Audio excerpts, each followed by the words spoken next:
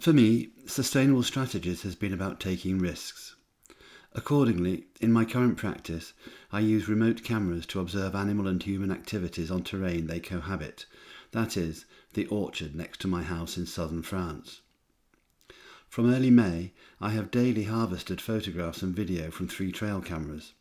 I use photographs generated to address the question, how do humans and animals cohabit the orchard terrain? I present the work as a series of 6 triptychs and 3 diptychs, showing a representative range of animal and human activities on the orchard. All photographs are in black and white, emphasising that the space is the same for both night and day visitors.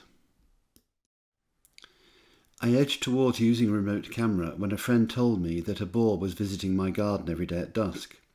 I wanted to see this visitor for myself, but before I could, the boar was illegally shot by hunters.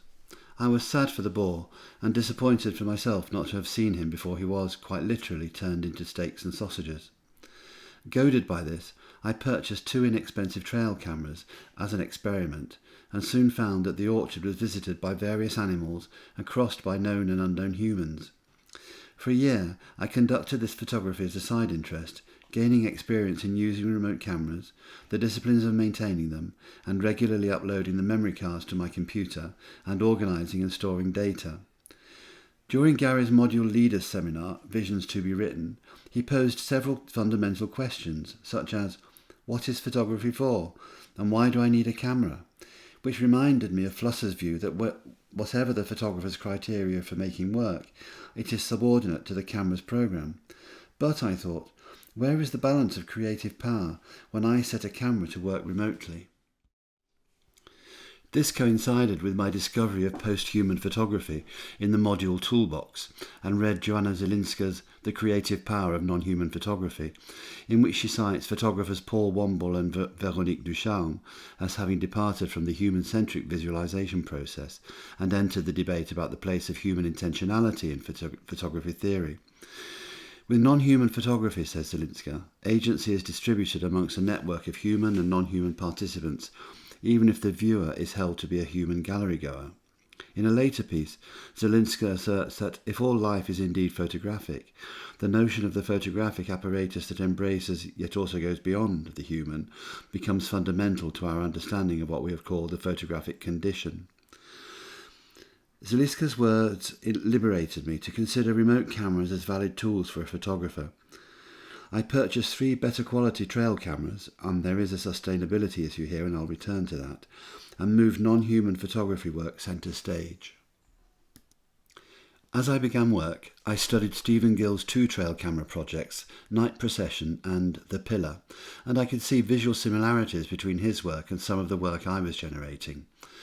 I think this is particularly the case in Night Procession, where, like me, Gill was generating work that could startle, such as a deer right up against the camera, in my case a fox or a boar, or simply a leg of a tall animal, for me the rump of a boar, or a person crossing in front of the lens, for me a stranger stealing fruit. But it looks as though, in Night Procession, Gill frequently moved the position of the camera, whereas in The Pillar he kept it in one place, so that every picture was made from the same viewpoint. Through early trial and error, I established the best locations for my cameras and left them there.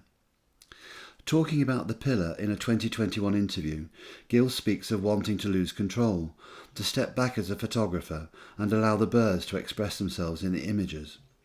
I was fascinated by this concept, but was reminded again of Flusser, whose opinion that photographers are playing a game of operating the camera, but always within the programmed rule of the apparatus, made me think yet again about the balance of power between photographer and camera in any human-camera relationship. And again, does the centre of gravity of power change when the photographer employs a remote device? In my present experience, I claim I was in control of the overall process, even if I might be at a distance from the camera while generating work. There is an awful lot of planning, organising and general maintenance to attend to, and that's before starting to work with the photographs. When Gill made his trail camera work, he had been a photographer for over 30 years, so had a breadth of experience to draw from when analysing and interpreting the images generated. In retrospect, I don't think it occurred to me to take into consideration that I did not have Gill's extensive photography experience to draw upon, and with insufficient experience, I instinctively reverted to my previous research experience in social sciences. As a result, I now see, I was performing a different type of analysis from Gill's, and inevitably eliciting a different type of interpretational construct. Too late, I read of Haseman's proposal for a new research paradigm for practice-led research in creative fields, which he calls performative research, distinct from the qualitative and quantitative research paradigms which I am struggling to break out of in my quest to be a photographer. I wish I'd seen that before I began my present work, for I perceive that performative methodologies may provide a different way of coming to know, that they are an inclusive form of representation. They are an experience, a blurring of the self-other divide, and an alternative vision. They appear to cope with uncertainty without attempting to impose rigid order on data. I will return to Haseman's proposal in a future module. I monitor my photography practice so that, for example, I avoid printing, I publish work online, I use rechargeable batteries, and in my present practice I have worked completely at home so no travel has been involved. This is work I will continue for some time. I have devised plans for the disposal of my cameras. Regine Catala, seen here with her business partner, is the owner of an electrical goods shop. Regine assures me that whenever I have any photographic or computer equipment, including memory cards and external hard disks, that has reached the end of its serviceable life, I can drop them into her shop, from where they will be taken to a specialist centre in Lyon. There, precious metals and other materials will be identified and carefully removed, and plastics recycled where possible, or otherwise safely and ethically disposed of or stored. In due course, this will include the trail cameras, although I have other plans to loan the first inexpensive trail cameras to 2 village children, so they may run their own projects. When the children have finished with them, I will put those cameras into the wild in anticipation of generating different work. If they are stolen, I will assume that the thief will use the cameras. Otherwise, when the time comes, all trail cameras will be recycled via Madame Catala.